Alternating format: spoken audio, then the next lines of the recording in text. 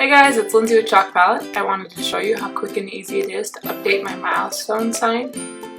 I just simply get a wet paper towel, spray it down with water, and I can easily remove the chalk paste that was on there before.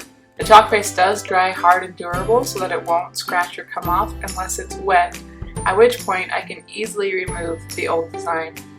I'm using our transfer trimmers to remove the 5 from the chalk transfer.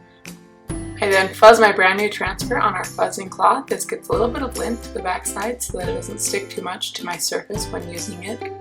Just double checking that my surface is nice and clean and dry. I then peel up my chalk transfer and place it down where I want it, making sure it's aligned properly, and then apply my chalk paste. I'll use just a little bit on my squeegee tip, holding my squeegee nice close to the edge so I have more control. I'll scrape off any excess paste so that I can see the letters underneath, fill up my transfer, put the extra chalk paste back into the jar, and voila! Looks fantastic, ready to use. Sign in under 2 minutes.